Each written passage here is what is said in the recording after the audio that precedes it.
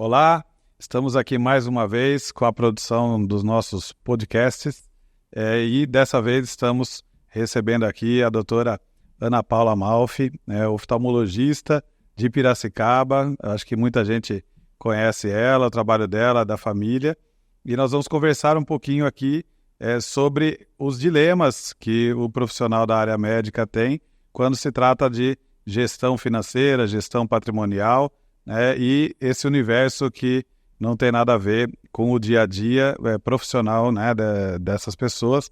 Então, muito obrigado pela participação, por aceitar o nosso convite, doutora, e é um prazer para nós podermos contar aqui com a sua colaboração e com a sua visão, porque todos nós temos uma vivência, mas é muito melhor quando a gente conversa com as pessoas e entende um pouco mais o ponto de vista das pessoas para melhorar o nosso trabalho aqui também. Então, muito obrigado. Eu que agradeço a presença, agradeço a Alex, agradeço o Jaime. Vamos lá no nosso bate-papo, então. Vamos lá. Deixa eu te falar uma coisa, doutora. Os médicos são ótimos para cuidar dos seus pacientes, de nós, né? Agora, médico se cuida não somente do ponto de vista físico, mas da administração do dia a dia, dos seus recursos. Como que é a vida de médico? Como você mesmo falou, né, a maioria não cuida da parte física e nem da parte financeira, praticamente, né?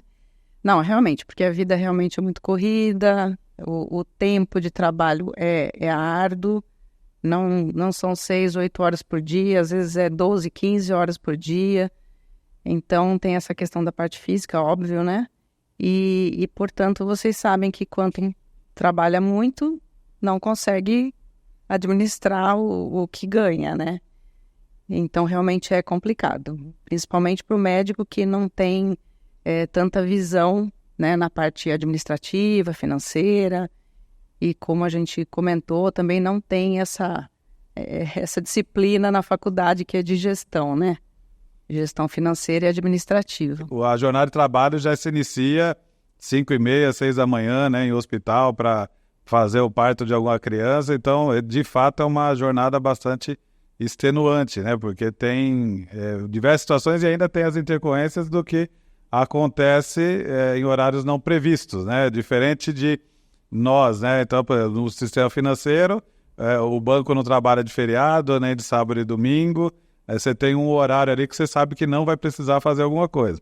Advogado tem um pouco menos de flexibilidade nisso, porque tem gente também que trabalha na área criminal que pode ser preso de final de semana, O advogado precisa comparecer ali, mas eu acho que o médico é uma das profissões mais complexas mesmo em termos de jornada de trabalho, Quanto à jornada de trabalho, isso a gente vai percebendo no decorrer da profissão, da demanda, que quanto mais tempo você tem de formado, mais trabalha, com certeza. E a questão de horários e administração de horário também depende muito da especialidade, como a gente conversou. E a nossa geração, mais ou menos na minha faixa etária e tal, está nessa vibe, de trabalhar muito tempo, de se dedicar, assim, com muita constância em relação ao trabalho, à dedicação, do que a gente está vendo agora na nova geração, Então, as coisas, a visão está mudando. Eu não sei se vai mudar também nessa parte de gestão da sua vida própria, Não estava aqui no meu roteiro, mas você falou isso agora, eu fiquei com vontade de perguntar. Nós temos alguns médicos, aqui repito, não é o foco, mas alguns médicos que são clientes nossos, e quando a gente, aqui no escritório, a gente costuma ir desde a questão pessoal até a questão da gestão de clínicas, às vezes projetos para quem quer ampliar alguma análise de risco. Então, a gente tem algumas demandas pontuais, mas uma das que veio recentemente, achei interessante, foi de um médico de um dos principais hospitais aqui de São Paulo, que ele, embora seja referência na especialidade dele para todos os médicos e para todos os técnicos, ele não era do ponto de vista de pacientes. Então, os médicos reconheciam o valor nele, mas ele vinha perdendo pacientes a cada ano. Por quê? A gente foi fazer uma análise. Ele estava perdendo porque ele era avesso às redes sociais. Então, esse é o final da história, mas até a gente chegar nesse diagnóstico, a gente começou a ver que há um movimento muito forte dos médicos nas redes sociais, né? O médico aprendeu a usar isso, né? Isso é verdade. Isso está sendo pauta, inclusive, no Conselho Federal de Medicina, né? Porque a gente tem muito problema com outras especialidades que querem entrar na área médica, né? E isso está sendo uma coisa muito forte, ultimamente. De outras especialidades, também não vou citar porque tem várias. Uhum. E aí tem coisas que antes era justo apenas para o médico fazer e agora não, tem outras especialidades que estão executando. Só que outras especialidades têm o direito de colocar nas redes sociais todo o seu trabalho, até honorários, etc. E médico não pode nada. Né? É totalmente antiético o médico fazer esse tipo de exposição. Então, isso está sendo revisto no Conselho Federal de Medicina. Eu acredito que isso vai ter mudanças bem breves em relação a isso. Porque o negócio é interessante, em tempos de rede social, faz sentido, porque eu mesmo, como paciente, eu uso algumas. Se eu não tenho uma indicação confiável, eu vou lá para a rede social, né? Difícil você ficar longe desse mundo. Advogados passam por mesmo problema. A gente também tem limitações éticas. A gente não pode fazer uma propaganda assim, promoção, habeas corpus pela metade do preço essa semana. A gente também não pode divulgar preço e se fizer algum tipo de anúncio, por exemplo, fazer alguma reportagem de jornal, não pode, dependendo da situação, tem restrição até de colocar o contato, né? Um telefone ou um endereço, alguma coisa. A OAB também é bastante restritiva nisso. O que é incoerente com a realidade, né, de todos nós hoje, porque todas as pessoas procuram nas redes sociais, ninguém mais tem lista amarela, né? Ninguém mais tem nada assim para procurar as pessoas, é na rede social. E a diferença, né, do trabalho de uma pessoa para outra, desde que ela tenha uma estrutura boa de divulgação, né, porque tem muita gente que tem uma baita numa estrutura de divulgação, mas não é um bom profissional. E outras pessoas são ótimos profissionais, mas não tem uma boa estrutura de divulgação, né? Não quer dizer que a aparência ali reflita a realidade. Mas é certo que daqui para frente isso é um caminho sem volta, né? Não tem como... eu duvido que daqui 20 anos essa realidade ainda tenha algum sistema híbrido, né? Todo mundo vai acabar fazendo isso. Eu assisti uma palestra uma vez até que uma pessoa falou, olha, dependendo da sua profissão, pense que se o que você faz não der para fazer no celular, toma cuidado que talvez essa profissão não exista mais em alguns anos, porque está tudo indo parar dentro do celular, né? Computador, eu mesmo quase não acesso computador mais, eu faço tudo praticamente pelo celular, e isso é uma constância, né? O que facilita, muitas vezes também, algumas situações de gestão, né? Que um dos propósitos da nossa conversa aqui,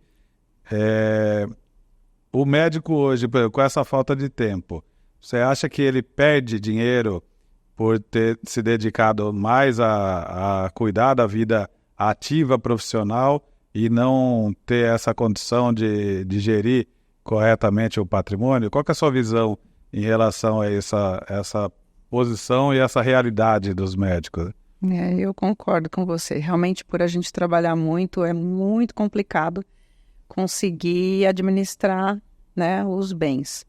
Eu procuro, claro que eu não tenho nenhuma formação fora isso, né, a parte administrativa ou de gestão, mas eu procuro informação, procuro, né, profissionais que possam me auxiliar em relação a isso, mas realmente é muito complicado administrar esse tempo E a gente acaba perdendo, sim, com certeza. Com certeza.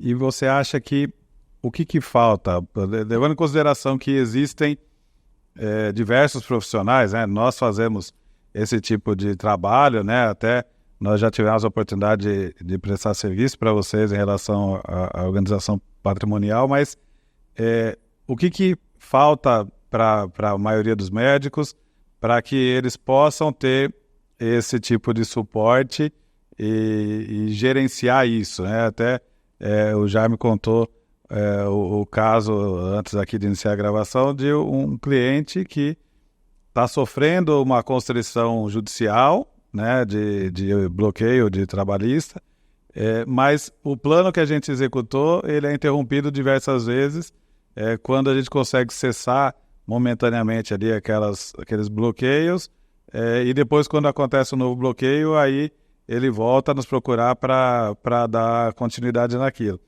Você acha que tem alguma coisa que poderia ter, do ponto de vista até de comunicação, para que essa informação chegue de uma maneira qualitativa para os médicos poderem parar um pouquinho para pensar, falar, opa, peraí, deixa eu prestar atenção nisso, que é um ponto que eu me enxergo nessa situação, né? A questão é o parar, né?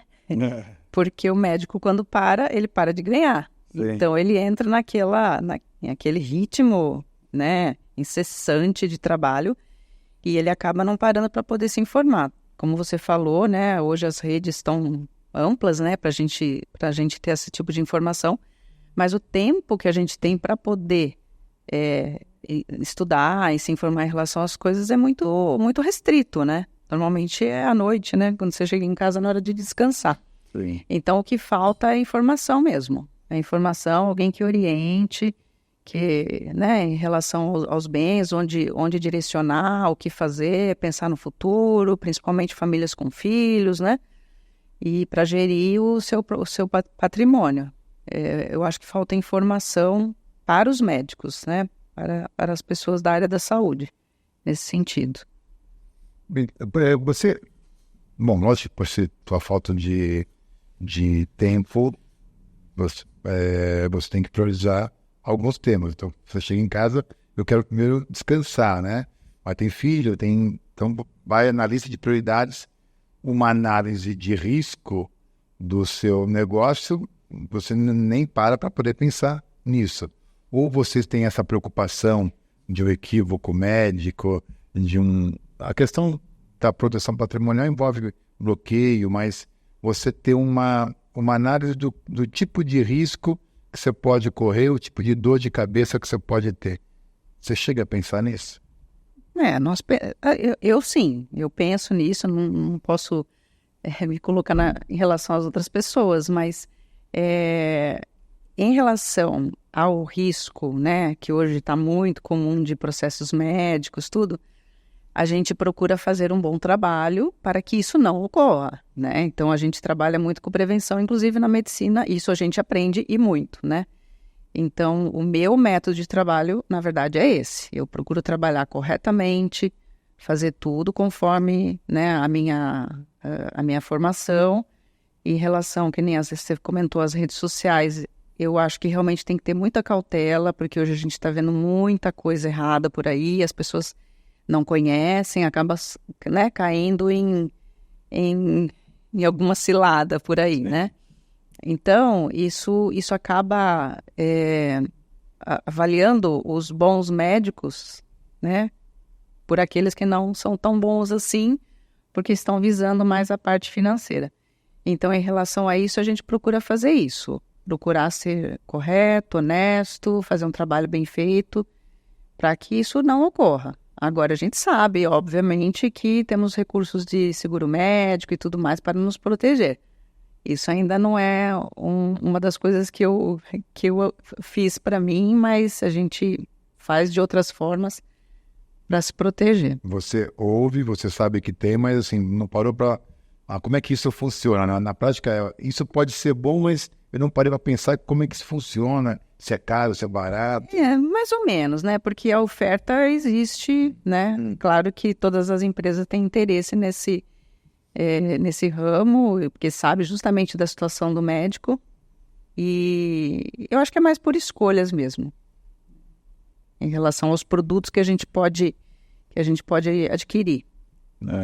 Uma das coisas que a gente sempre pondera aqui, quando a gente está falando de proteção e organização patrimonial, a gente tem o seguinte princípio, né? Tem muita gente que tem uma imagem pejorativa, né, dessa fala, tem muita gente até que usa a palavra blindagem, né, patrimonial, e lembrando que nenhuma blindagem é 100% segura, né? Se tiver um carro blindado, dependendo da arma que a pessoa tiver lá fora, ela vai atravessar aquela blindagem, só vai ter um pouco mais de resistência, né? Então não existe blindagem que seja 100% segura. Mas um princípio que a gente sempre trabalha aqui qualquer pessoa, independente da profissão, ela tem uma atividade que gera dinheiro, né? Seja um empresário, ou um profissional liberal, ou até um empregado de alguma empresa.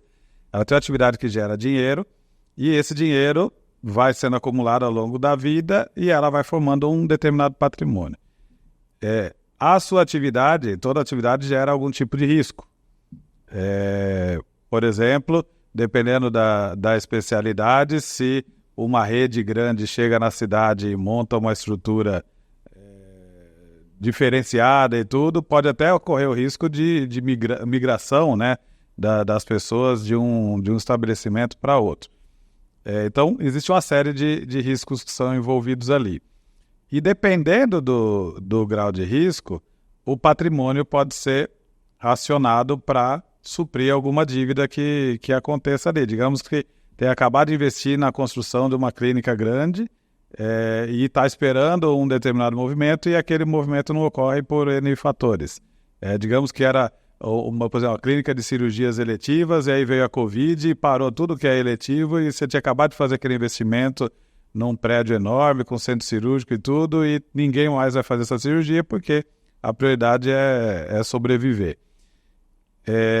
Isso vai afetar, de alguma forma, o patrimônio. Então, um dos princípios que a gente considera a gente tem que ter duas esferas. Uma esfera patrimonial que está juridicamente organizada longe do risco da atividade, daquilo que pode dar certo, mas também pode ter algum tipo de problema, e aquele patrimônio que fica ali envolvido no dia a dia do negócio e que ele tem que estar sujeito a essa exposição do risco.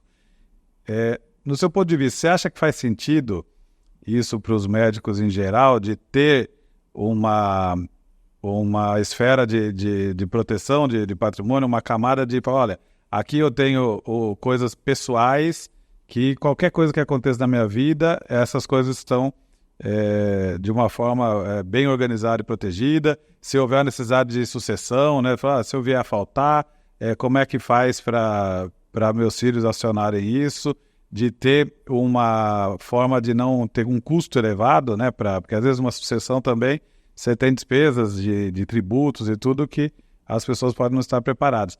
Você acha que faz sentido para um médico refletir a respeito disso, de organizar um patrimônio de uma maneira separada da atividade para preparar aquilo para a posteridade, para o futuro? Com certeza, você falou tudo, né? É exatamente isso, só que, assim, eu acredito que a maioria não tem essa visão, de jeito nenhum. Eu acredito que isso é uma coisa um pouco rara de acontecer, justamente pelo desconhecimento que eu comentei, né, anteriormente. Eu acho que o que falta para o médico é informação, sim, porque ele não tem essa visão, né, de, como você falou, né, às vezes um processo pode envolver bens pessoais, né, o próprio patrimônio residencial, enfim, e isso impactar no futuro da família, né, e se não houvesse preparo, como não havia antigamente, né, às vezes famílias de médicos que antigamente não se pensava nisso, absolutamente. E família de médico que não tem essa visão, acaba o provedor falece, enfim, deixa a família sem nenhum bem, né? Um exemplo. Eu, no meu caso, por exemplo, que eu vim de uma família que não tem médicos, que já foi uma família portuguesa, trabalhadora, que lutou para criar os seus bens, né, com muita luta e tal, é diferente. Eu já tenho uma certa visão um pouco diferente do médico em si, né, daquelas famílias que vêm só de médicos, porque faz diferença.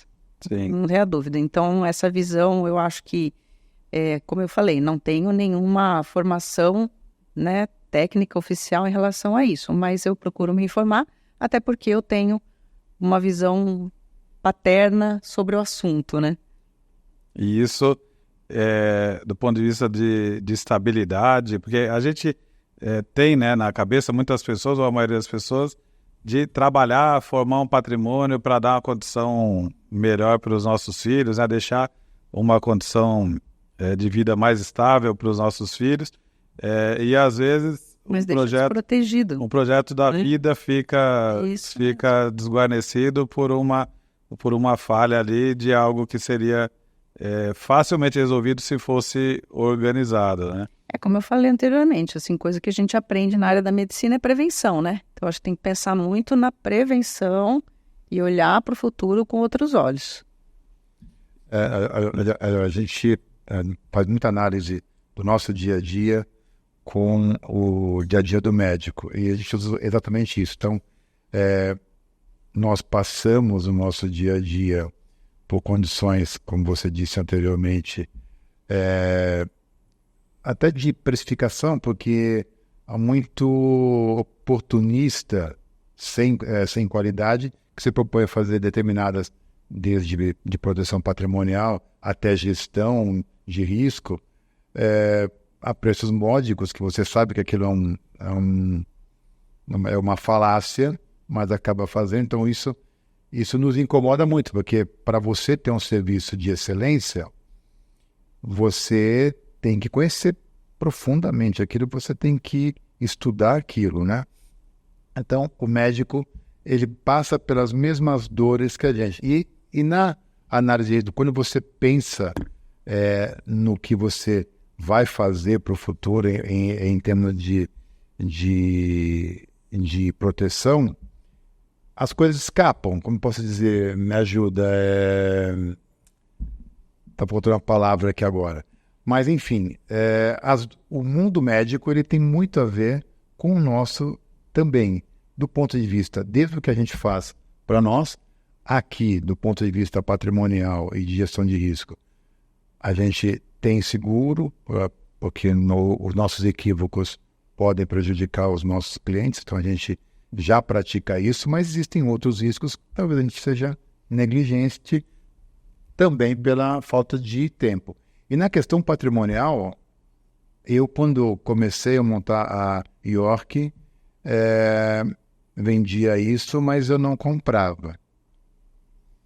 E eu tive alguns problemas, desde trabalhistas até fiscais, absolutamente sem sentido, errados, que vieram sobre nós. Eu falei, poxa, eu preciso me proteger, porque toda a minha história pode ir para o espaço de uma hora para outra, né? Então, de fato, você ter um tempo para pensar no futuro, para pensar em segurança, é fundamental, né? Nós temos um caso de um médico aqui que ele é um excelente profissional na área que ele atua, ganhou bastante dinheiro, tem uma carreira já de mais de 30 anos, só que ele investiu uma parte desse dinheiro em algumas empresas das quais ele não entendia absolutamente nada do seu dia a dia, confiou em sócios e hoje ele está se tornando o principal administrador da empresa porque os sócios não tinham a mesma habilidade e competência que venderam para ele quando convidaram para comprar uma parte da empresa. Só que hoje o patrimônio dele todo ficou comprometido com o risco desse negócio, né? Que é uma empresa que não tem nada a ver com a área médica, por conta dele ter acreditado numa proposta que depois não performou daquela maneira. E ele hoje está mais trabalhando na gestão da empresa do que no consultório, porque ele comprometeu de uma forma tão grande o patrimônio que se ele não fizesse a empresa se reerguer, ele vai ter dificuldade na vida pessoal dele, e que antes era uma brincadeira, entre aspas, né? Falar, vou pôr um dinheiro aqui, que se eu perder eu não vou me machucar muito, acabou se tornando um buraco negro, e ele tá se vendo numa condição até de 70% do tempo dele hoje não é para medicina. Nós comentamos sobre isso, né? Que às vezes o médico ele é um pouco influenciado, né? Porque ele trabalha muito e tal, e está sempre pensando onde que ele pode colocar os rendimentos em outros ramos, né? Mas assim, eu também acho isso muito arriscado. Eu nunca... ocorre isso, né?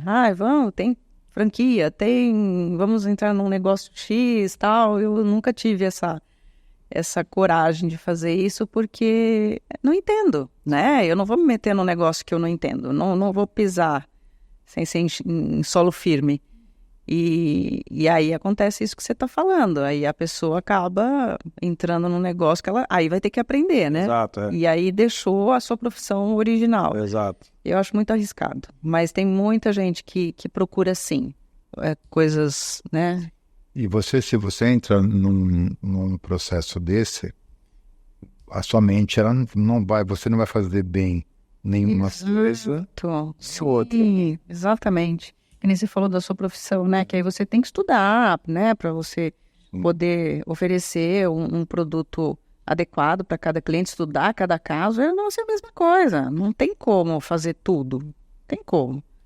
Por isso que a gente prefere, assim, pelo menos no nosso caso, assim, fazer um trabalho bem feito, continuar estudando, participar de cursos, de congressos, etc. E não ficar indo para outros caminhos que não fazem parte da minha formação.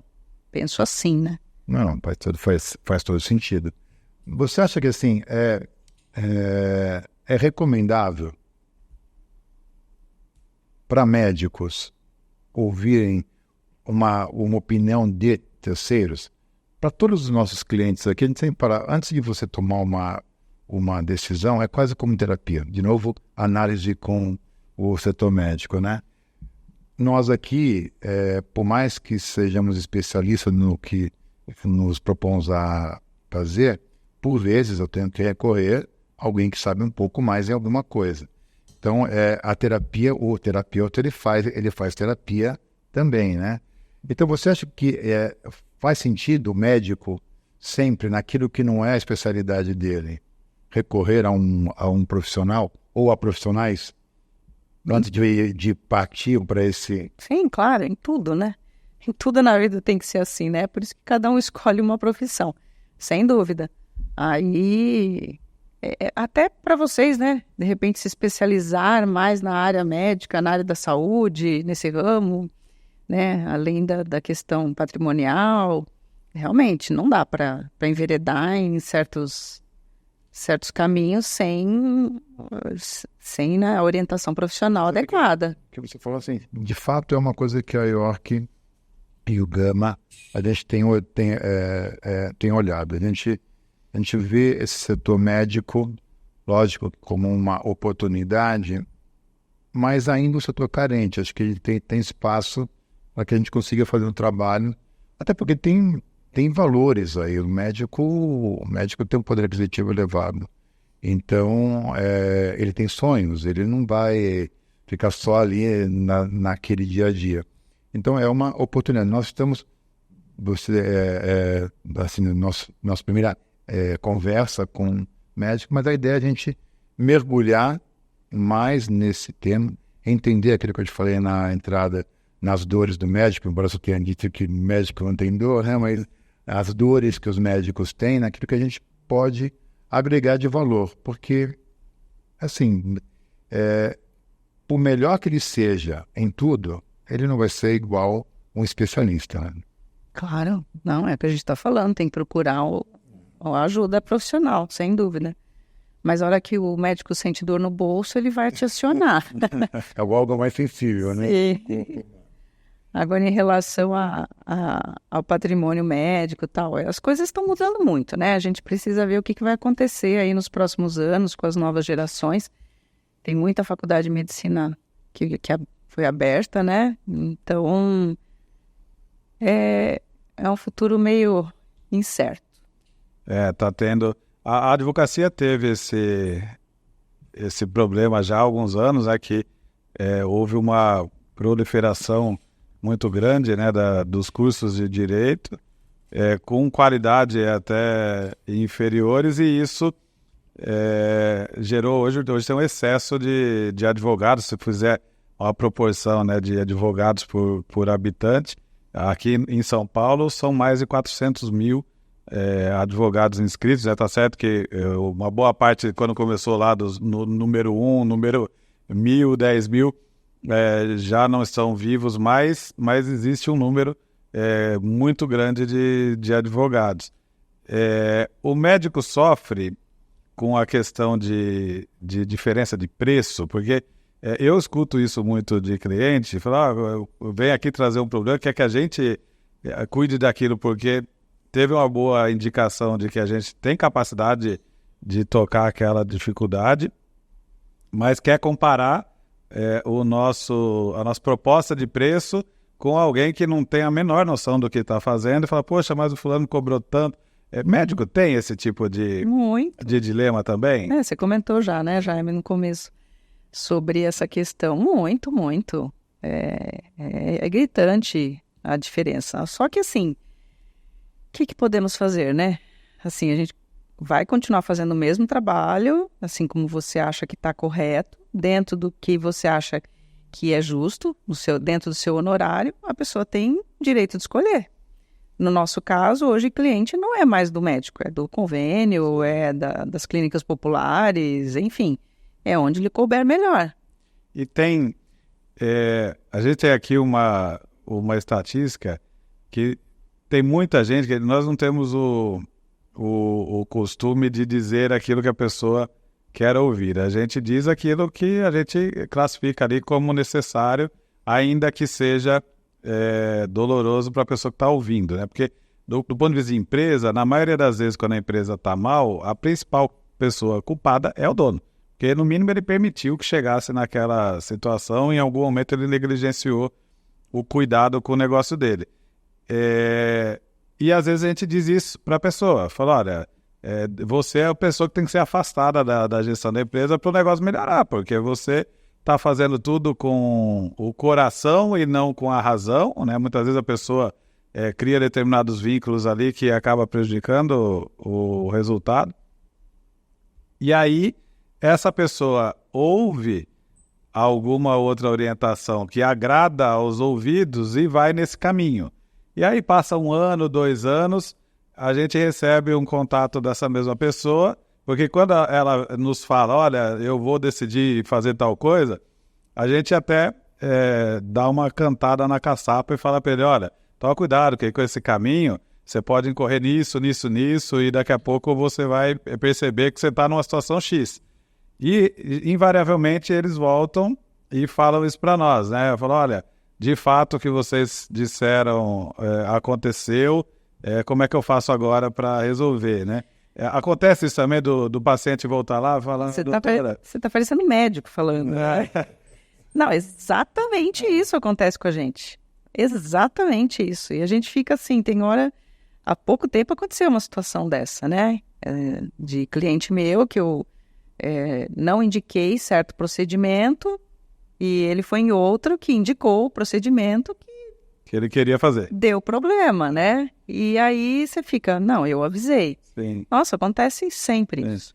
Eu vou até confidenciar uma questão pessoal que quando eu fui a primeira vez ao seu consultório, né, que a gente tem uma relação de troca, né? A doutora é cliente nossa e eu também sou paciente dela há não sei quantos anos já, né? E eu tinha ido a um outro médico aqui da cidade, eu tinha miopia, né? Usava óculos e a pessoa na primeira consulta já queria marcar uma cirurgia para mim. E eu achei estranho, né?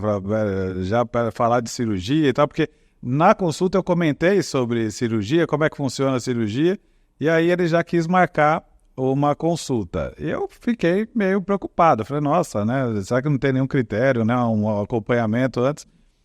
E aí, eu não me lembro como foi que eu fui parar lá no seu consultório, Mas o que me deu segurança foi justamente que você não disse para mim, falou, não, vamos marcar. Falou, não, você falou, calma, vamos primeiro esperar estabilizar o avanço aí da sua miopia, porque se você tiver, eu lembro como se fosse hoje, até se você estiver aumentando meio grau por ano ou 0,25 por ano e você fizer a cirurgia hoje, se tiver 0,25 por ano, daqui 2 anos você vai estar com meio grau de novo, então não adiantou nada fazer a cirurgia. Então quando estabilizar, e eu lembro até que ficou acho que mais de 1 ano na estabilização para ter certeza, está mais estável, aí sim a gente pode começar a falar em cirurgia.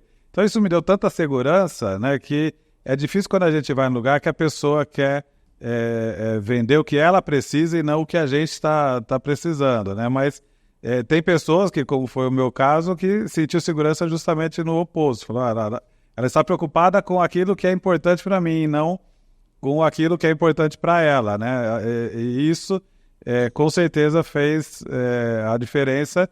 E eu nunca mais cogitei procurar outro tipo de médico da sua especialidade, porque, e o contrário, as pessoas da minha família até falam, não, vamos marcar lá com a doutora Ana Paula, porque é uma pessoa que a gente sabe que tem responsabilidade. Eu acho que aí a gente tá encontrando várias semelhanças, assim, na nossa profissão e na de vocês, né? É o que eu falei no início, a gente procura ter um trabalho ético, né, dentro do que a gente aprendeu, né, para a gente não ter problemas, né? Não adianta, eu acho que essa questão de ganhar dinheiro, ter patrimônio, etc., todo mundo quer, mas eu prezo para essa evolução ser gradativa e dentro de um trabalho bem feito, né, como você comentou. O segredo é esse, né? A gente continua pensando assim e não será diferente. É uma questão até de ética. Né? Total. Eu tenho comigo algumas situações, não vou dizer aqui a especialidade, mas você vai no especialista X e diz se você precisa do óculos, ele diz, vamos fazer a cirurgia. É muita responsabilidade, porque ok que isso é um processo que ele pode ser reversível, você pode fazer uma outra cirurgia, mas e quando não? E quando você está colocando a vida da pessoa em risco? É mais do que Então, por isso que eu comentei a questão do seguro médico, tudo isso acontece justamente por essas situações, né? Eu acho que, mas isso em toda profissão, né, gente, assim, tudo. É a ganância para o então, não sei nem como é uma pauta que é até difícil a gente entrar, né, porque não dá para falar sobre esse assunto. Mas talvez por isso que eu nunca pensei em fazer, por exemplo, o seguro médico, porque eu tenho segurança naquilo que eu faço, né? Eu acredito que o que eu faço é correto. É que assim, nem todo a gente define aqui risco sistêmico e risco do negócio, né? Pode haver alguma situação que não esteja previsto, mas sim, eu concordo com você que a ética, o protocolo que você aprendeu, então isso te dá uma certa segurança, sem dúvida nenhuma, e você não pode quebrar essa sequência, uma questão de ganância por querer faturar mais. O que a gente mais vê é isso, a pessoa faltar com a ética, querer faturar mais em detrimento de alguém que está do outro lado. Nesse sentido, eu até agradeço, porque assim, por mais que a gente faça, a gente não vai envolver vidas humanas no sentido mais literal, né? É mais vocês, médicos. Exatamente. E ninguém é videogame que tem mais de uma vida para gastar, né? Se der errado, até eu vi uma notícia ontem no jornal, eu peguei a reportagem pela metade lá, não sei dizer exatamente o que aconteceu, mas uma situação que disse que alguém fez uma cirurgia, a pessoa tinha problema numa perna e fez a cirurgia na outra também por prevenção. Aí eu falava, peraí, mas se a pessoa está com a perna boa, funciona tudo lá, como é que vai fazer uma cirurgia, né, que ela não tem nenhuma situação ali, vai fazer a cirurgia por prevenção? A gente tem uma frase que a gente gosta de falar aqui internamente, que fala assim, a gente gosta de ganhar dinheiro e não de tomar dinheiro de ninguém, né? Então, às vezes até uma pessoa vem aqui com alguma dificuldade, que a solução é tão simples, que ela não precisa de ninguém para fazer aquilo. Aí a gente fala, olha, para você resolver isso, basta você fazer isso aqui, como o médico às vezes fala, toma esse negócio aqui e vai lá que você vai ficar bom, né? E às vezes a pessoa não se convence daquilo. Ela fala, não, mas eu vim aqui porque eu quero contratar você. Eu falei, mas você não precisa de mim, você pode fazer isso sozinho e resolver o problema, né? Mas às vezes a pessoa não percebe aquilo lá. E quantas vezes a gente acabou até auxiliando a pessoa de uma outra forma, mas nós não cobramos nada, porque a gente tinha sempre uma preocupação que em determinado momento ela vai ter consciência de que ela não precisava de auxílio para fazer aquilo e que se a gente cobrou alguma coisa para fazer algo que ele mesmo podia fazer, a pessoa pode se sentir lesada, né? Então a gente acaba tendo uma postura de ainda que se envolva um pouco mais com aquela questão, não cobra justamente para não ter esse tipo de efeito, né? Porque a questão da reputação é uma coisa, né, que não dá para você abrir mão de cuidar dessa reputação, né? Agora, do ponto de vista do seguro, me ocorreu agora uma coisa aqui. A gente conversou até antes aqui, né, por telefone, falamos sobre essa questão do seguro e eu dei um exemplo do nosso trabalho aqui. A gente tem uma equipe de advogados e cada um tem uma tarefa para fazer. Então, digamos que é um prazo, todo mundo tem um prazo de protocolar um recurso hoje no tribunal.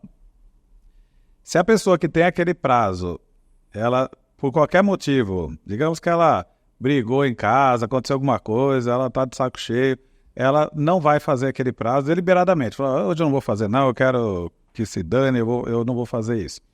A gente tem aqui uma estrutura de checagem para saber se aquilo está sendo feito e a gente nunca considera o último dia de prazo. A gente sempre pula 1 ou 2 dias antes do prazo, que se tudo der errado, a gente ainda assim tem mais 1 ou 2 dias para tentar resolver aquele problema.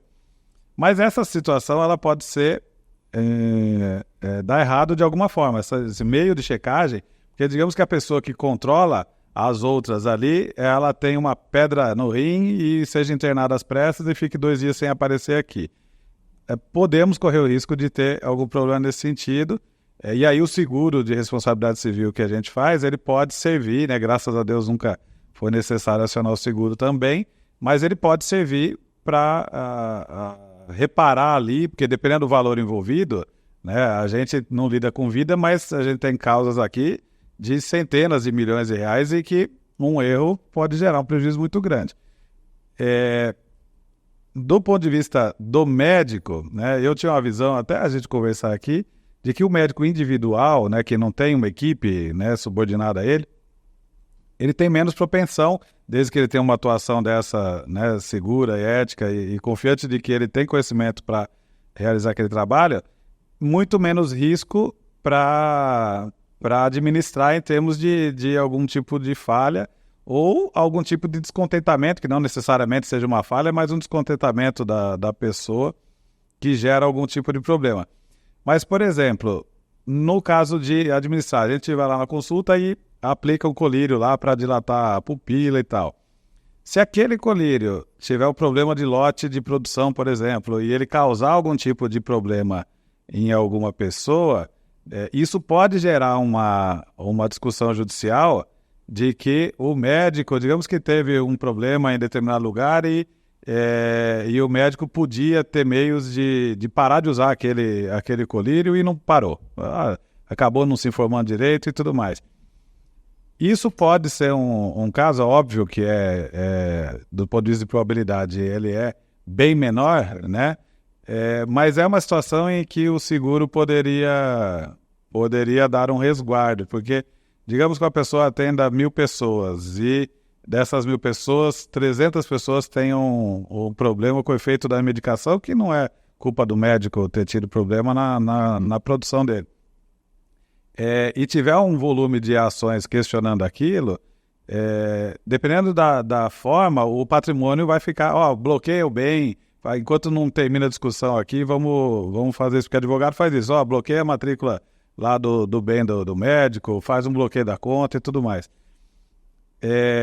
Nessa hora o seguro pode ser uma coisa importante. Por quê? Porque você evita aí, volta na parte que a gente disse de organização e proteção patrimonial. Você cria uma camada de proteção que antes de acionar o bem do médico, né, ainda que o médico não tenha praticado nenhum equívoco, mas o seguro entra ali como uma proteção. Falar, primeiro você utiliza os recursos do seguro para só então atingir a esfera patrimonial do médico, né? Então, é óbvio que isso é uma questão muito difícil, eu não sei se já aconteceu isso na história, mas normalmente quando acontecem algumas coisas assim, é que a estrutura social vai mudando, né, as regras para exigir algum tipo de conduta assim, né? Nos Estados Unidos o seguro é muito mais... Eu lembro que uma vez a gente ouviu uma estatística que o mercado de seguros no Brasil não representa, acho que 25% do que é o mercado de seguros nos Estados Unidos, guardado as proporções de tamanho, né, de população e de PIB. Justamente porque lá tem muito mais costume de contratar seguro para absolutamente tudo, e o seguro, quanto mais contratado, mais barato fica, né? Porque aí o risco para o segurador também vai diluindo, né? Vai aumentando a base de pessoas que pagam, vai diluindo o risco. É uma questão cultural que a gente precisa também exercitar, né? Mas assim, só pegando um gancho dessa questão do seguro. Primeiro que nos Estados Unidos tem uma indústria, acho que não é nem tanto o que a gente pratica aqui, que o judiciário define limite para algumas ações, mas também não é aquela indústria que você tem lá nos Estados Unidos, né? Então, faz sentido você ter uma relação sinistro-PIB muito maior lá do que aqui. Mas eu concordo com você, tem algumas coisas que a gente chama, não chega a ser um risco sistêmico, mas no caso do exemplo que você citou, nem tudo o médico acha que consegue proteger pela sua eficácia, né? Pode acontecer qualquer coisa de dano que talvez não seja por ineficiência dele, mas por um fator externo qualquer que possa prejudicar. Então, sim, acho que em alguma medida, embora você esteja... Eu sei que você está... Assim, estou pensando e tal, mas assim como a proteção patrimonial, é uma precaução que talvez convenha pensar, né? Sim, com certeza. Mas, olha, Ana, muito obrigado pela sua participação. Papo gostoso, você tem uma energia muito boa. Acaba de ficar conversando aqui muito tempo. A gente agradece muito a tua presença, a nossa conversa aqui. Estamos abertos, a gente vai fazer isso com bastante frequência. Espero te ter aqui novamente para falar um pouco mais desse mundo médico, que eu repito, a gente pretende explorar um pouco mais, né? Obrigado. Eu concordo com você, eu acho que é um mercado bom mesmo para vocês abrangerem aí e orientar, né? Eu acho que a primeira coisa, vocês precisam chegar e se mostrar, né, nessa área e esclarecer, né, todas essas pautas. Muito legal. Okay. Obrigado, doutora, pela presença. Nós tínhamos previsto 30 minutos, já está quase 50 minutos de bate-papo aqui, significa que foi bom e eu espero que as pessoas possam aproveitar também esse conteúdo e que sirva para aprendizado de todo mundo também, e nós aprendemos também, né, com essa experiência, com certeza nós também estamos aqui aprendendo com isso. Muito obrigado. Eu que agradeço a vocês. Obrigado, eu.